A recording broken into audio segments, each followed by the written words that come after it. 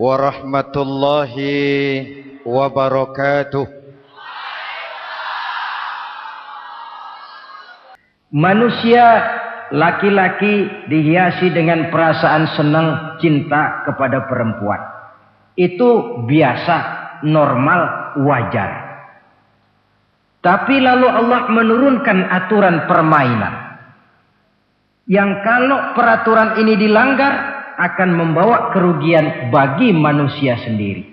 Bahwa laki-laki senang sama perempuan itu normal. Agama membuat aturan silahkan senang, tetapi lewat satu pintu yang disebut nikah. Kalau peraturan ini diabaikan, yang rugi tentu manusia sendiri. Misalnya PLN keluarkan pengumuman, nanti malam mulai jam 6 sampai subuh listrik se-Jakarta mati total. Kita ingat, ini nanti malam saya giliran ronda. Pagi-pagi sudah kita siap beli batu baterai, masukkan ke dalam baterai. Dari sejak kita beli sampai sore itu baterai kita soroti terus. Tentu setelah sore soak batu baterai itu. Datang malam berangkat kita ronda. Kalau disoroti lagi kan baterainya sudah enggak terang lagi. Sudah soak. Sebab apa? Belum waktunya sudah disoroti terus. Sekarang kalau ada orang belum masuk pintu pernikahan, nafsu seksualnya diobral terus. Itu kan sama juga belum datang malam baterainya sudah disoroti terus. Nanti masuk pernikahan soak. Berhadapan dengan istrinya barangkali sudah nggak bisa apa-apa, cuma nyengir saja. Yang rugi manusia sendiri. Itulah sebabnya Allah lalu mengatur bahwa laki senang sama perempuan lewat satu pintu yang disebut dengan nikah. Maka pada pertemuan kali ini kita akan bicara tentang nikah dalam Islam. Saya bagi kepada 3 masalah pokok saja. Pertama, pengertian dan kedudukan nikah menurut Islam. Yang kedua, motivasi pernikahan. Karena apa orang itu seharusnya melakukan nikah. Dan yang ketiga, membina rumah tangga bahagia menurut contoh Rasulullah sallallahu alaihi wasallam. Hadirin yang saya hormati, kita mulai dengan yang pertama, pengertian nikah. Dalam kehidupan sehari-hari ada 2 kata yang sering kita gunakan, kawin dan nikah. Kalimat kawin kelihatannya dipergunakan oleh semua makhluk hidup. Lain dengan nikah, ini hanya digunakan khusus untuk manusia muslim. Makanya kita sering dengar orang bilang, kucing kawin, ayam kawin, kambing kawin, dan belum pernah kita dengar ada ayam nikah atau kucing nikah. Sebab apa? Nikah ini cuma dipakai oleh makhluk bernama manusia yang muslim. Apa pengertian nikah? Seorang tokoh, Abi Yahya Zakaria Al-Ansari, di dalam kitab Fathul Wahhabnya menjelaskan, an-nikahu aqdun yatadammanu ibahatal wat'i bilafzi inkahin au nahwihi. Nikah adalah akad, yaitu ijab dan qabul. Yang akad ini menjamin dibolehkannya pergaulan bebas antara laki-laki dan perempuan. Jadi kalau sementara anak muda kita beranggapan bagaimana Islam ini kolot, masa laki-laki tidak boleh bergaul dengan perempuan, itu anggapan salah. Islam bukan saja tidak melarang, malah menganjurkan laki-laki bergaul dengan perempuan sebebas-bebasnya, sepanjang pergaulan itu bisa dipertanggungjawabkan baik menurut hukum negara, lebih-lebih menurut hukum agama. Coba orang kalau sudah akad, sudah ijab qabul, ada saksi, ada wali. Selesai itu dia masuk ke dalam kamar berdua, bergaul di situ sebebas-bebasnya. Itu saya kira 100% halal. Tidak perlu lagi orang curiga, tidak perlu lagi sembunyi-sembunyi. Kenapa? Ini bentuk pergaulan yang bisa dipertanggungjawabkan. Kalau tidak, dengan dalih new morality, kebudayaan modern, lalu melakukan yang disebut free love, free sex, samen leven, hidup bersama tanpa nikah alias kumpul kebo. Dan saya kira itu kebo cuma mewakili saja. Artinya begitulah kalau binatang itu kumpul. Sebab kumpul kucing pun saya kira begitu, kumpul ayam pun begitu. Kebo cuma mewakili binatang dalam kalimat itu. Tengoklah berapa banyak sudah bayi-bayi yang lahir ke dunia ini tanpa tahu kemana dia harus memanggil bapak. Berapa banyak gadis-gadis bergelimpangan jadi korban dari orang-orang yang tidak bertanggung jawab. Itu semua merupakan ironi. Maka menjauhkan manusia dari aturan agama pada hakikatnya sama dengan usaha membinatangkan manusia. Bahkan kalau manusia sudah jauh dari aturan agama, sanggup berbuat lebih buas daripada binatang. Kita tahu yang namanya bajing itu makanannya cuma kelapa. Tapi bajingan itu bukan cuma kelapa, kabel telepon doyan kok bajingan itu. Jauh lebih buas daripada yang namanya binatang. Maka agama ini mengatur agar manusia sebagai makhluk yang mulia hidup secara mulia. Jangan manusia kita ini, binatang saja. Kalau saudara ada yang punya kucing di rumah,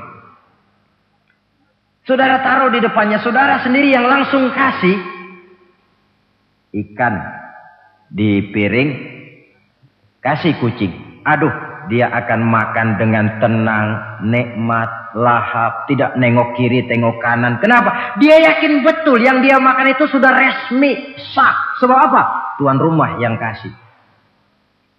Tapi kalau si kucing ngambil sendiri di dapur, mencuri dia, setelah dapat dia bawa lari, makan pun tidak tenang. Kenapa? Mesti nengok kiri, nengok kanan. Rupanya instingnya pun bekerja. Ini bukan hak saya mencuri.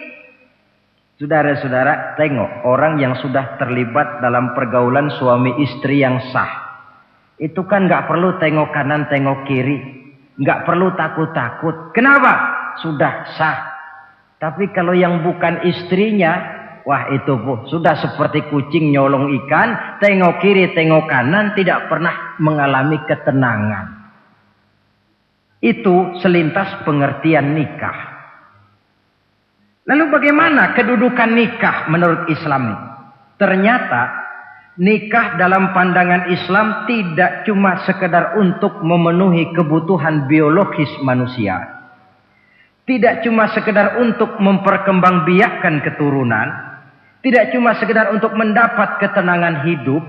Lebih tinggi daripada sekedar itu, nikah dalam pandangan Islam ibadah. Jadi kalau kita ditanya, Pak, ibadah apa yang paling enak dalam Islam? Jawabannya jelas, nikah. Begitu enaknya ibadah yang namanya nikah ini, sampai yang sudah pernah pun pengen ulangan. Namanya ibadah. Tetapi tentu ada konsekuensi.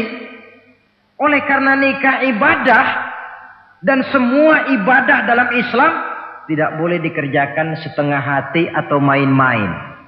Sholat ibadah, tidak boleh main-main atau setengah hati atau coba-coba. Puasa ibadah, tidak boleh main-main, setengah hati atau coba-coba. Dan oleh karena nikah pun ibadah, punya nilai sakral, juga tidak boleh main-main, setengah hati atau coba-coba. Dus nikah eksperimen tidak dikenal dalam Islam. Mas, saya dengar sampean sudah nikah ya? Iya mas, saya cuma nyoba saja kok ini kok. Kalau enak terus, enggak ya bubar. Ini tidak ada nikah eksperimen. Sebab dia punya nilai sakral yang bermotifkan ibadah. Itu pengertian dan kedudukan nikah. Lalu apa motivasi suatu pernikahan? Karena apa seharusnya orang nikah itu? Apa landasannya? Saudara, hadis yang diriwayatkan oleh Imam Bukhari, Muslim, Abu Dawud dan Ibnu Majah dari Abi Hurairah menjelaskan Nabi bersabda, "Tunkahul mar'atu li arba'in." Nikahilah perempuan karena 4 perkara. Kalau dia perempuan tentu nikahilah laki-laki karena 4 perkara. Memilih jodoh, nah inilah lengkapnya konsepsi Islam. Memilih jodoh saja Islam itu memberikan petunjuk kok. Karena apa orang memilih jodoh itu? Kata Rasul yang karena 4 faktor. Pertama, lima liha. Karena dia orang kaya. Cari yang kaya. Yang kedua, lihasabiha. Karena dia keturunan orang baik-baik. Cari keturunan orang baik-baik. Yang ketiga, lijamaliha. Karena dia cantik. Cari yang cantik. Dan yang keempat, lidiniha. Karena dia orang taat beragama. Cari orang yang taat beragama. Kalau berkumpul keempat-empatnya, rasanya surga dunia sudah. Coba lihat. Suami mana sih yang tidak bangga punya istri cantik, kaya, keturunan orang baik-baik, lalu taat beragama? Atau istri mana sih yang tidak bangga punya suami ganteng, kaya, keturunan orang baik-baik, dan taat pula beragama?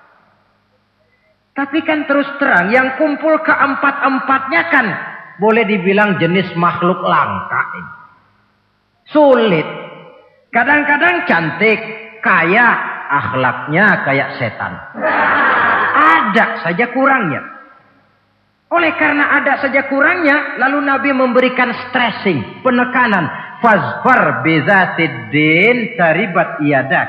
Pilih orang yang taat melaksanakan agama, niscaya hidupmu akan berkah.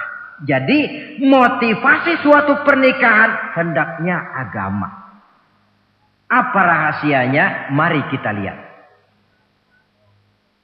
Kalau orang memilih pasangan karena rupa yang cantik semata-mata, silakan, tapi jangan jadi motivasi utama. Kalau rupa yang cantik jadi alasan utama, saya yakin rumah tangga tidak akan tahan lama. Sebab apa? Pertama, yang namanya cantik itu relatif. Artinya bergantung siapa yang memandang. Yang menurut saudara cantik, menurut saya belum tentu cantik. Yang kata saya cantik, menurut saudara barangkali itu yang jelek. Relatif. Saya kalau ditanya orang, Ustadz, siapa perempuan paling cantik di dunia ini? Tentu saja saya jawab istri saya. Apa saudara lalu protes? Salah Ustadz, yang cantik istri saya bukan istri Ustadz. Saya bilang masa bodoh saya nggak ngurusi istri sampean. Cantik itu relatif. Sehingga di kalangan para ahli cinta, ahli cinta, sampai sekarang masih jadi perdebatan. Sebenarnya cantik yang bikin orang jatuh cinta, apa cinta yang membuat orang jadi kelihatan cantik? Dua-duanya bisa terjadi. Mungkin karena cantik orang jatuh cinta, dan bisa juga karena sudah kadung cinta orang kelihatannya jadi cantik. Tapi yang jelas cantik relatif. Yang relatif tidak bisa dijadikan sandaran utama. Yang kedua, yang namanya cantik itu temporer. Artinya berubah oleh pergeseran masa dan pertukaran waktu.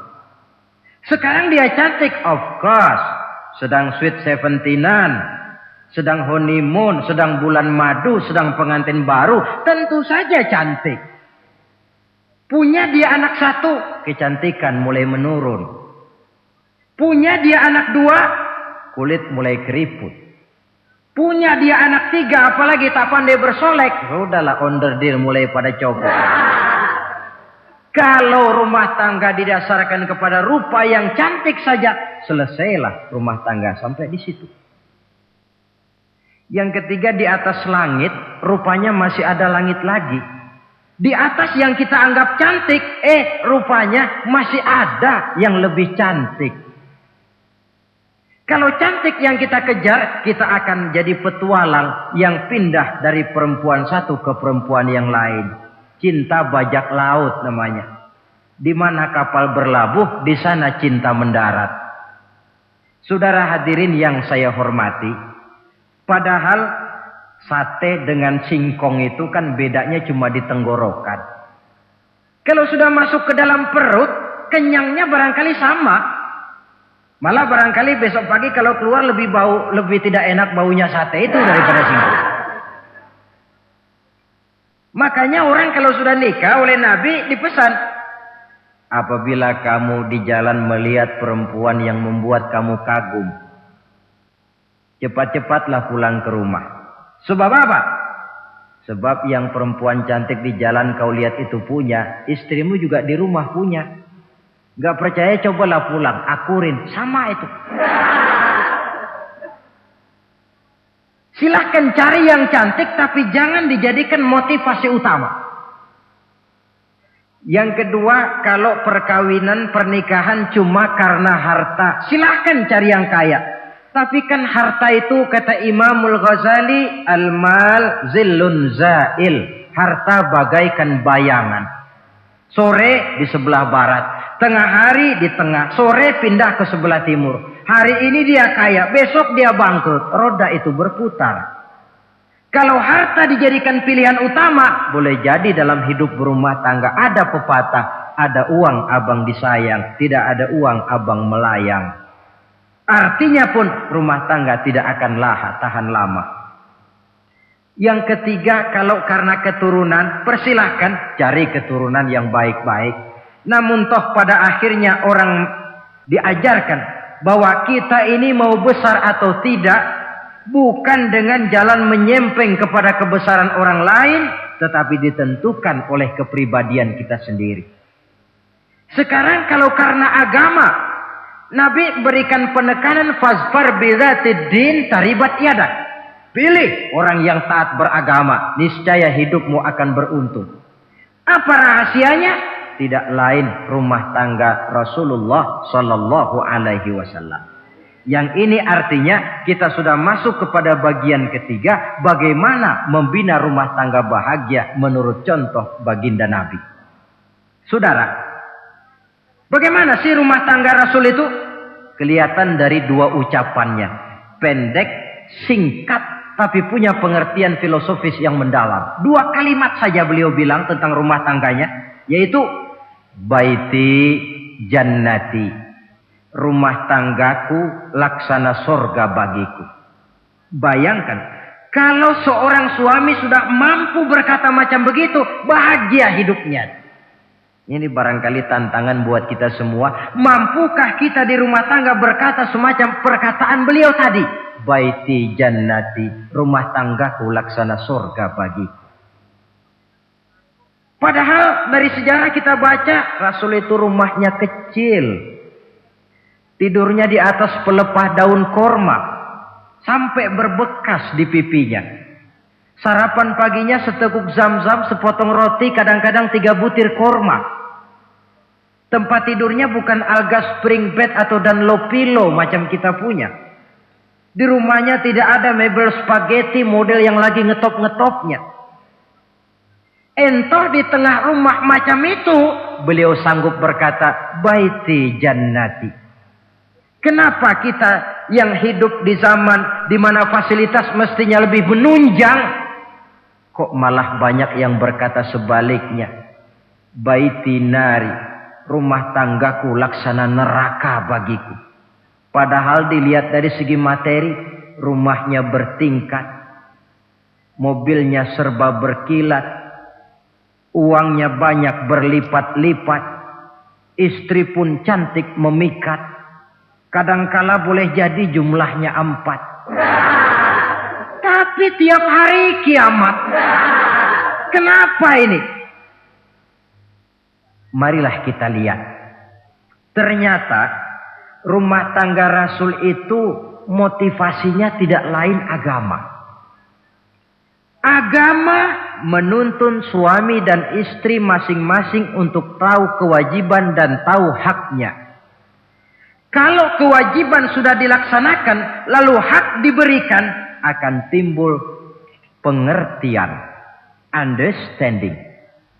Kalau sudah ada saling pengertian, akan timbul ketenangan, feeling of security. Dan ketenangan tangga utama untuk mencapai yang disebut bahagia. Itu sebabnya hakikatnya membicarakan rumah tangga yang berdasarkan agama tidak lain adalah bagaimana seharusnya seorang suami melaksanakan kewajibannya dan seorang istri melaksanakan tugasnya. Artinya kewajiban suami itu apa? Kewajiban istri itu apa? Kewajiban istri hak suami, kewajiban suami hak untuk istrinya menurut tuntunan dan tuntutan agama. Saudara hadirin, menurut hadis riwayat Abu Dawud dari Muawiyah bin Haidah, satu hari Rasul ditanya, "Ya Rasul, apa sih hak istri-istri kami ini? Artinya kewajiban kami sebagai suami ini apa?" Rasul menjawab, pertama, antat'amaha iza ta'imta. Kau beri istrimu makan sebagaimana engkau makan. Kewajiban seorang suami yang pertama. Kewajiban yang menyangkut masalah pangan. Di sini rumah tangga berfungsi sebagai pengatur ekonomi. Seorang suami yang adil, makanan yang dia makan sama dengan makanan yang dimakan oleh istrinya. Adalah zalim seorang suami. Kalau punya duit dia mampir di restoran, dia makan yang enak-enak, opor ayam, rendang telur, gulai, kare dan sebagainya. Istrinya di rumah cuma toge sama kangkung tiap hari. Istri berhak nuntut karena itu hak dia. Nah, saudara hadirin, tetapi seorang istri pun kalau sudah diberikan nafkah oleh suaminya untuk mengatur makanan, dia harus pandai mengaturnya dengan sebaik-baiknya. Menu yang teratur, gizi yang lengkap, dan saya kira yang namanya 4 sehat 5 sempurna itu kan tidak berarti bahwa hidup ini harus serba mewah, tidak. Yang penting ada variasi sehingga tidak merangsang suami untuk makan di luar. Jangan misalnya tahu suaminya senang jengkol lalu tiap hari saja jengkol. Itu kan bisa kejengkolan suami. Dengan demikian, masalah yang kelihatannya sepele tetapi yang sebenarnya bisa menjaga keharmonisan atau malah keretakan rumah tangga harus kita perhatikan dengan sebaik-baiknya. Suami memberikan nafkah, dari jumlah itu 60% lari ke kredit, 40% lari ke dapur. Tentu pada akhirnya sang suami akan merasa curiga. Padahal barangkali istrinya pun berniat baik, cuma hanya tidak ada keterbukaan di dalam mengurus masalah-masalah yang berhubungan dengan dapur. Inilah kewajiban yang pertama dari seorang suami, kewajiban yang menyangkut masalah pangan. Lalu yang kedua, wa taksuwaha izaktasaita. Engkau beri istrimu pakaian sebagaimana engkau berpakaian. Suami yang adil, pakaian yang dia pakai sama harganya dengan yang dibelikan untuk istrinya. Kecuali tentu kalau istrinya ridho. Zalim seorang suami, jikalau untuk dia misalnya dia beli pakaian yang mahal-mahal, jasnya dia pakai Switzerland wool, sarungnya Samarinda. Kalau dia pakai sepatu, belilah sepatunya. Sementara istrinya cuma pakai kain belacu saja. Kenapa mesti begitu? Sebab, saudara hadirin, istri kita sebenarnya adalah bagian daripada hidup kita. Baik dia dilihat orang, baik juga kita disebut orang. Jelek dia dipandang orang, tentu jelek juga nama kita disebut orang. Apalagi hidup bermasyarakat, kadang-kadang mulut usil itu kan sudah banyak macam ragamnya. Itu siapa sih perempuan yang jalan? Kenapa? Itu pakaian yang tidak dipakai sih tidak mahal, cuma pakaiannya serasi, pantas, enak dilihat. Oh, terang saja dia kan istrinya si Meun. Nah, Meun yang sedang tidur barangkali tidak tahu apa-apa mendapat sebutan baik. Cobalah kalau istri kita semaunya saja, orang akan bilang, ah itu perempuan. Kenapa? Saya gerah ngelihatnya. Mau ke pasar cuma pakai kutang saja. Tentu suami pun akan mendapat sebutan yang tidak baik. Cuma sang istri kalau sudah dibelikan pakaian oleh suami, termasuk alat-alat kecantikan di dalamnya, pakaian itu tentu dipakai niat pertama adalah untuk menyenangkan hati suami. Seorang istri yang memakai bedak untuk menyenangkan suami, misalnya tiap polesan bedak ada pahalanya. Dia pakai lipstik untuk menyenangkan hati suaminya, tiap goresan lipstik ada pahalanya, bernilai ibadah. Ini kewajiban yang kedua. Yang ketiga, wala tadribil wajha. Kalau marah, jangan memukul muka. Maksudnya apa ini? Kewajiban memberikan perlindungan. Sehingga si istri merasa ada tempat dia mengadu. Ada tempat dia melarikan persoalan. Ada tempat dia bergantung. Kalau marah jangan memukul muka. Dan memukul itu pun upaya terakhir. Kalau tidak bisa dengan kata yang lemah lembut, agak sedikit keras katanya. Kalau dengan kata yang keras tidak juga bisa pisah tempat tidur. Kalau memang tidak bisa juga dengan pukulan yang tujuannya bukan untuk menyakiti, tetapi untuk mendidik. Allah tadribal wajha. Kalau marah jangan memukul muka. Dan memukul pun bukan jalan pertama, tapi upaya terakhir dengan tujuan bukan untuk menyakiti, tapi untuk mendidik sang istri. Kewajiban untuk memberikan perlindungan. Yang keempat, wala tuqabbih. Jangan memburuk-burukan istrinya. Kewajiban menjaga nama baik. Sebab apa? Dalam satu bahasa yang indah, Al-Quran menjelaskan bahwa suami istri itu laksana pakaian. Hunna libasul lakum wa antum libasun lahunna. Istri pakaian untuk suami, suami pakaian untuk istri. Lihatlah alangkah indah gaya bahasa Al-Quran ini. Diibaratkannya suami istri seperti pakaian. Apa fungsi pakaian? Pertama, pakaian itu kan jadi kebanggaan. Saya bangga memakai baju seperti ini. Saudara bangga memakai baju yang saudara pakai. Artinya seorang suami harus berusaha menjadi suami kebanggaan istri. Dan seorang istri pun harus berusaha menjadi istri yang dibanggakan oleh suaminya. Jangan yang malah kemudian disesali. Itu kan kalau sudah marah orang kadang-kadang ucapannya nggak terkontrol. Istri marah sama suami, bang, nyesel gue punya laki kayak gitu. Sudah hilang lagi kebanggaan. Kalau kebanggaan hilang, wibawa pun hilang. Kalau wibawa sudah hilang, maka rumah tangga sudah sulit untuk dipertahankan. Yang kedua, yang namanya pakaian itu kan menutup aurat. Itu tujuan pakaian yang terpenting. Artinya di sini, kalau seorang istri mempunyai kekurangan, suamilah yang menutupi. Kalau seorang suami mempunyai kekurangan, istri juga harus berusaha menutupi. Jangan kekurangan suami diceritakan di pasar umum. Atau kekurangan istri dibuka di mana-mana. Itu namanya suami istri tidak berfungsi sebagai pakaian, malah justru saling membuka aurat masing-masing. Iyalah kadang-kadang penyakit ini. Kadang-kadang yang namanya perempuan dari rumah itu berangkat ngaji katanya. Sampai di pengajian apa? Suaminya diakur-akurin. Bayu bagaimana suami? Wah suami saya payah. Dipayahkannya suaminya di mana-mana. Atau aib dan kekurangan istri diceritakan di mana-mana.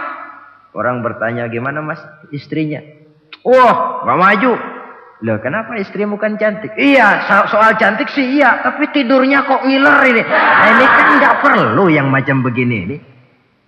Tidak bisa menjaga apa yang disebut security informasi. Fungsi pakaian sebagai suami istri tidak berjalan di dalamnya. Saling menjaga kehormatan diri. Ini yang keempat. Yang kelima, wala tahjur illa fil bait. Jangan berpisah dari istri kecuali di rumah. Maksudnya begini. Kalau satu hari seorang istri suami marah kepada istrinya, tidak usah istri itu disuruh pulang ke rumah orang tuanya, ke rumah mertua lalu diusir. Tidak. Cukup pisah tempat tidur saja. Ini maknanya wala tahjur illa fil baiti.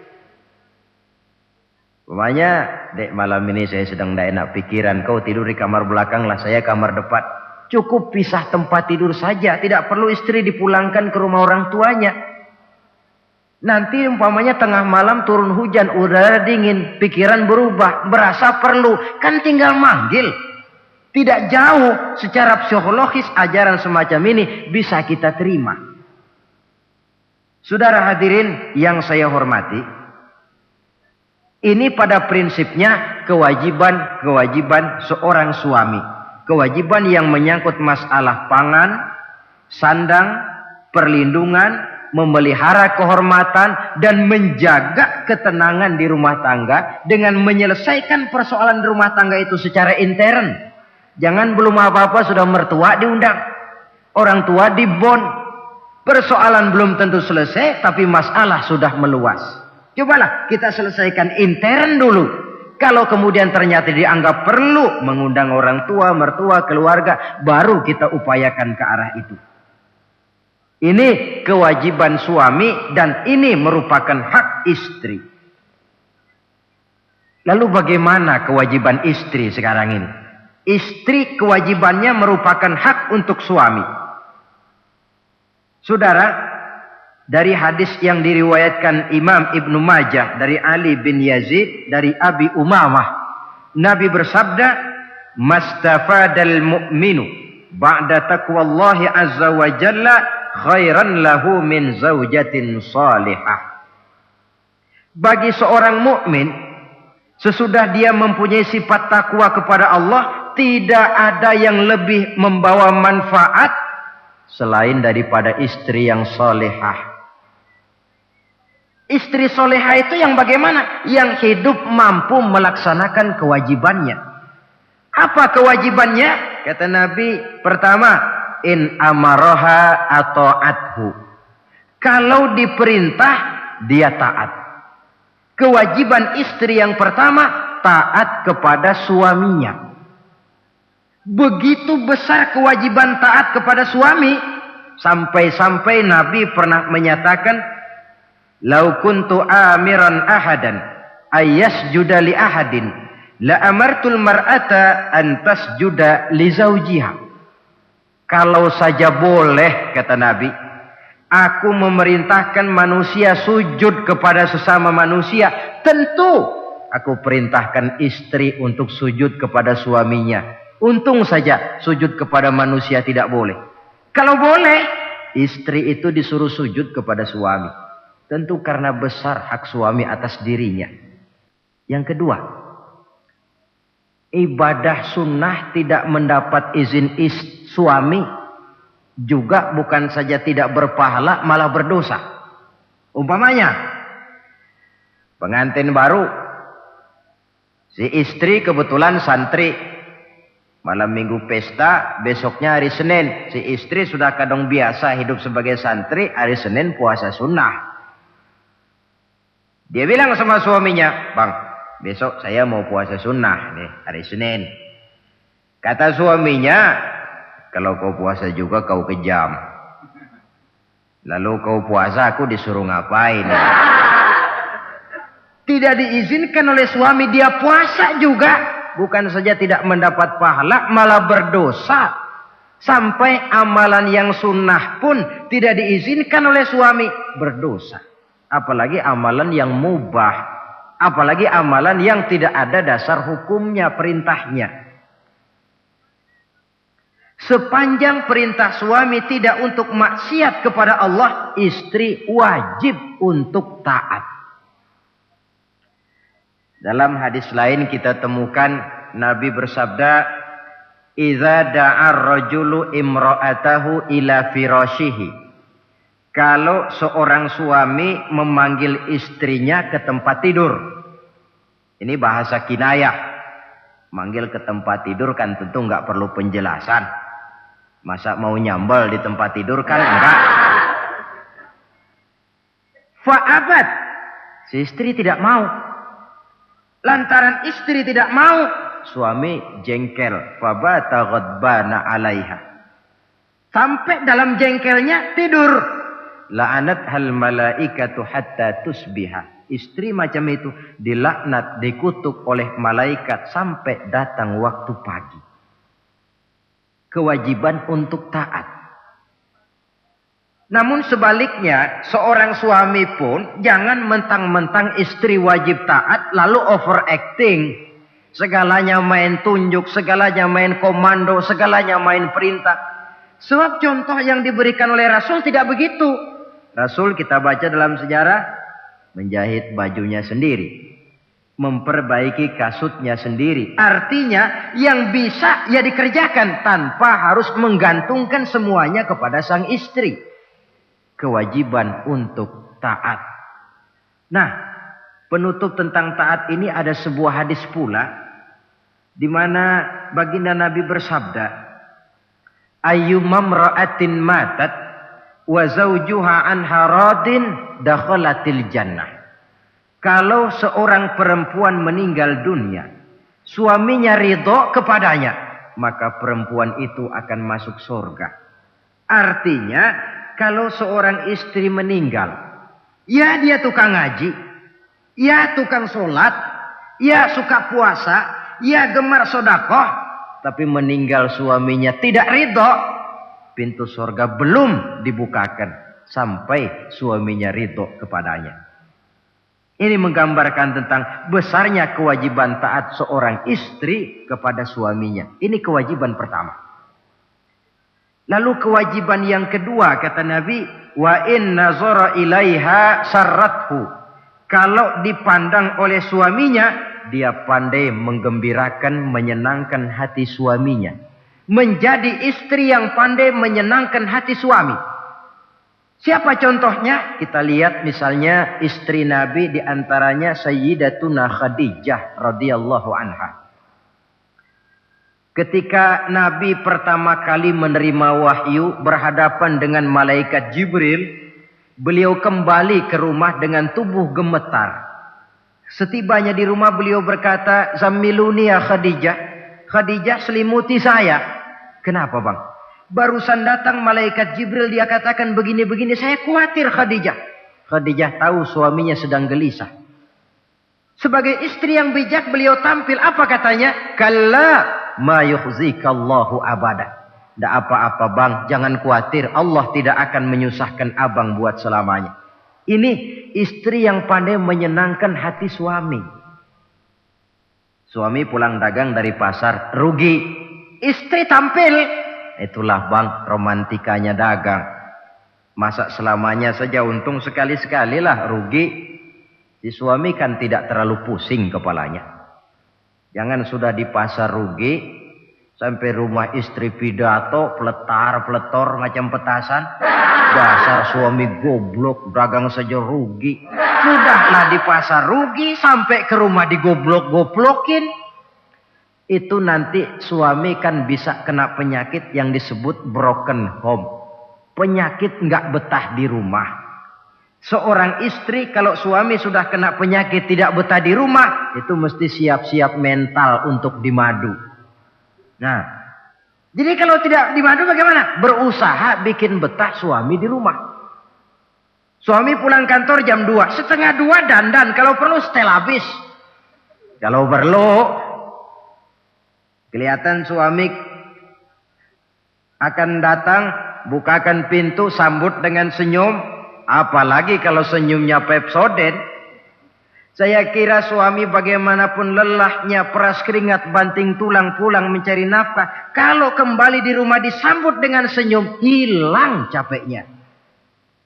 Tapi bayangkan, sudahlah di kantor capek, peras keringat, banting tulang. Sampai pula di rumah yang nyambut cuka sama kukusan.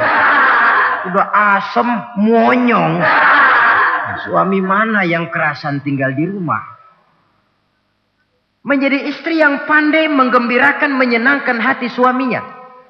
Bahkan diizinkan bohong untuk menyenangkan hati suami. Umpamanya, suami kebetulan habis obyeknya gol. Karena ingin menyenangkan istri, mampir di pasar beli kain batik.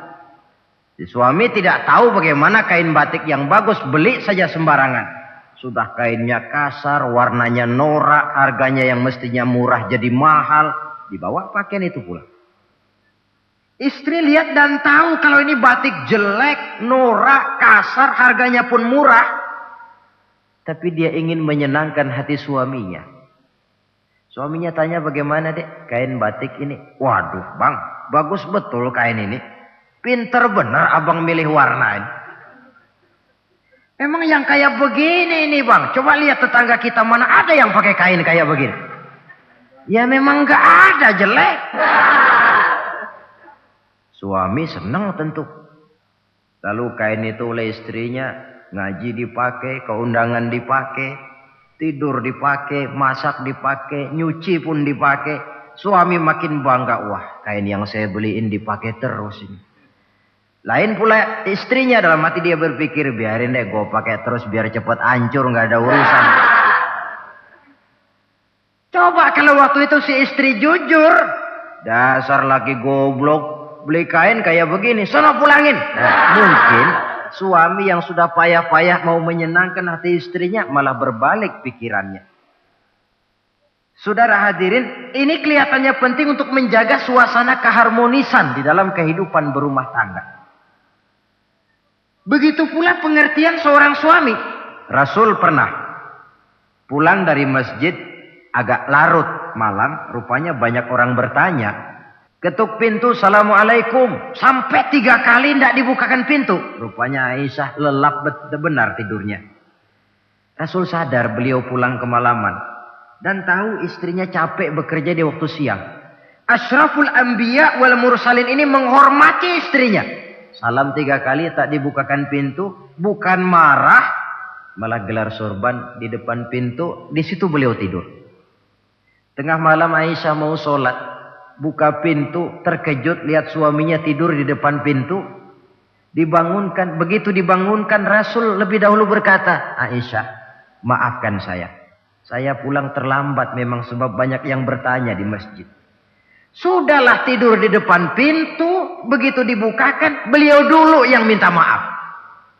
Sulit jadi suami semacam ini. Yang enak kalau sudah nggak dibukain pintu, istri kepulesan, lalu sekali buka pintu kan yang enak kita tunjuk jidatnya, lo tidur kayak kebo ya.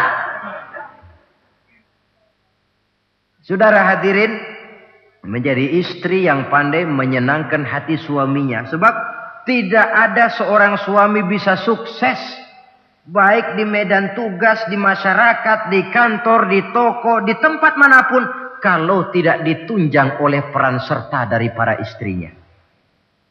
Karena itulah perempuan walaupun peranannya tidak begitu kelihatan, sebenarnya sangat menentukan. Seorang suami yang jujur, polos, lugu, sederhana, sanggup menjadi koruptor ulung karena didorong-dorong oleh istrinya.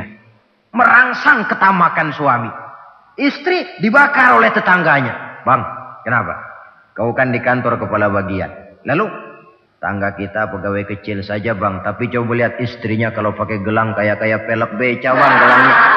Kau kepala bagian gak bisa beliin saya macam gitu. Kepala bagian goblok. Lalu bagaimana bu, gaji saya kan sudah jelas segitu. Iya, kamu kan kepala bagian. Apaan kayak di kantor sabet.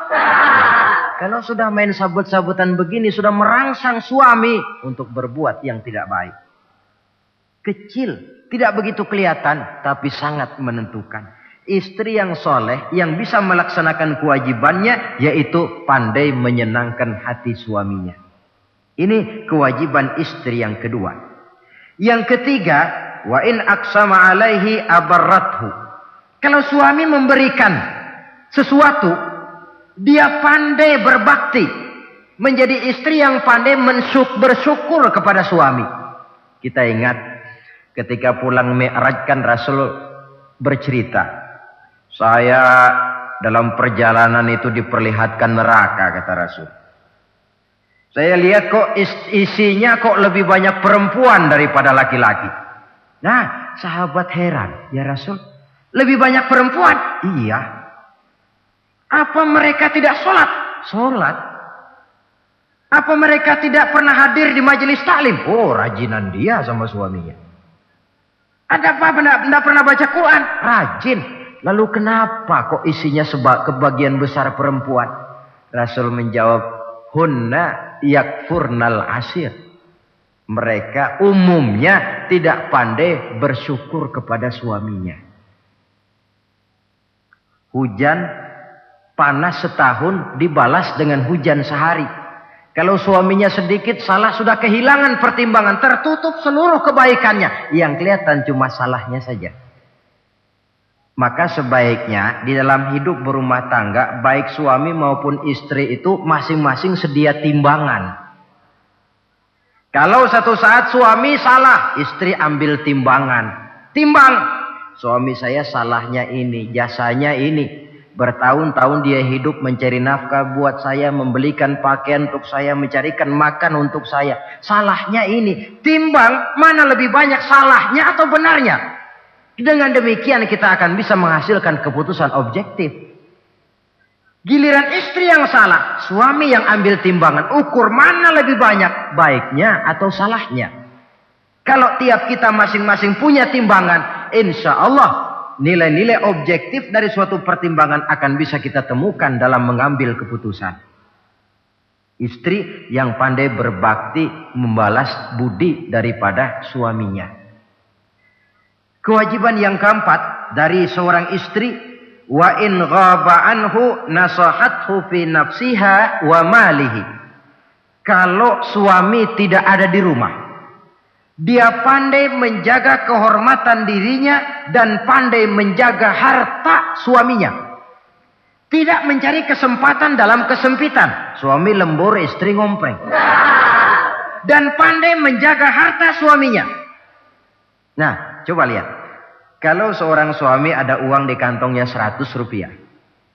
Ada tukang minta pengemis, istri ambilkan saja tanpa izin suaminya uang di kantong suami 100. Dia sedekahkan. Niatnya tentu baik. Si istri dapat dosa, si suami dapat pahala. Perbuatan sedekahnya itu betul, tapi mengambil uang tanpa izin suami itu yang salah. Dan ternyata salah itu lebih besar daripada pahala yang dia lakukan lantaran bersedekah itu. Kalau ini terwujud, maka suasana saling mempercayai akan tumbuh. Kalau sudah saling mempercayai, rasanya akan terwujud kedamaian dan ketenangan. Suami meninggalkan rumah dengan perasaan tenang, istri pun melepas suami dengan perasaan damai, tanpa was-was, tanpa curiga, dan sebagainya. Dan ini modal yang paling utama, mewujudkan saling kepercayaan dalam membina hidup bahagia. Saudara, jadi dengan demikian, kewajiban suami dan kewajiban istri yang merupakan bagian tidak terpisahkan dari bagaimana membina rumah tangga berdasarkan tuntunan agama merupakan hal yang dicontohkan oleh Nabi kita Muhammad sallallahu alaihi wasallam. Dengan satu kesimpulan, rumah tangga Nabi bahagia karena rumah tangga itu disinari oleh ajaran-ajaran agama. Sehingga timbul saling pengertian membawa kepada ketenangan, dan ketenangan sesungguhnya tangga utama mencapai rumah tangga bahagia. Tanpa materi orang memang sulit untuk bahagia. Tapi materi semata-mata bukan merupakan jaminan bahwa orang akan hidup bahagia. Banyak isak tangis berbunyi di rumah-rumah mewah, dan banyak sendak gurau, tawa dan canda, tawa lerai di rumah-rumah sederhana. Artinya suka dan duka, sedih dan gembira, susah dan bahagia bisa ada di gubuk reot dan bisa juga ada di rumah mewah. Ternyata bukan harta semata-mata yang menopang dan menjamin hidup itu akan bahagia. Tapi satu rumah tangga yang dipancari oleh sinar agama. Di bawah naungan ridho dari Allah subhanahu wa ta'ala. Si istri taat melaksanakan ajaran agama. Suami taat, lalu anak-anak pun hidup dalam suasana yang religius. Dari sana tumbuh pancaran sinar keagamaan. Irama agama mengalun dalam kehidupan rumah tangga kita.